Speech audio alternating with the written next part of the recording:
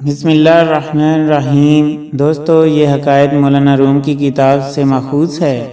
ایک بوڑھے آدمی ہانپتے ہوئے سونار کے پاس پہنچے اور کہنے لگے، بیٹا، سونا تولنے والی اپنی ترازو تو تھوڑی دیر کے لیے مجھے دے دو، گھر پر میں نے سونے کا برادہ تولنا ہے۔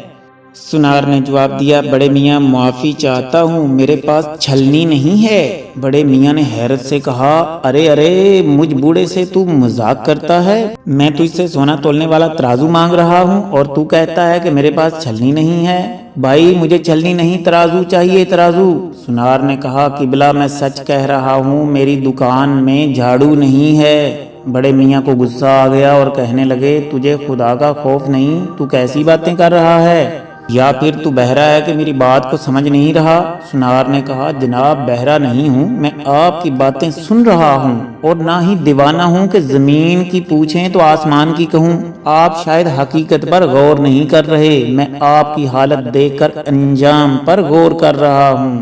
اس عمر میں آپ کے ہاتھ کانپ رہے ہیں، نظر بھی کمزور ہے، اور اس عمر میں وہم کی بیماری بھی ہو جاتی ہے۔ آپ کے پاس ٹھوس ڈلی تو ہے نہیں جس کا آپ نے وزن کرنا ہے، پھر سونا بھی وہ جو برادے کی شکل میں ہے۔ ظاہر ہے جب آپ سونا تولنے لگیں گے تو ہاتھ کانپنے کی وجہ سے سونے کے ذرات زمین پر گر پڑیں گے، پھر انہیں اکٹھا کرنے کے لیے آپ کو جھاڑو کی ضرورت پڑے گی۔ جب آپ جھاڑو سے مٹی اکٹھی کر لیں گے تو پھر لا محالہ آپ کو چھلنی کی بھی ضرورت پڑے گی۔ میں نے پہلے ہی آپ کا انجام دیکھ لیا ہے، اس لیے آپ کو ترازو نہیں دے سکتا۔ تو دوستو، اس حقائق سے ہمیں یہ درس حیات ملتا ہے کہ صرف آغاز ہی نہیں بلکہ انجام کو بھی مد نظر رکھنا چاہیے۔ دوستو، اگر آپ کو یہ ویڈیو پسند آئی ہے تو اسے لائک کر کے اپنے دوستوں سے شیئر کر دیں۔ عرفان فانی کو اجازت دیجیے، اللہ حافظ۔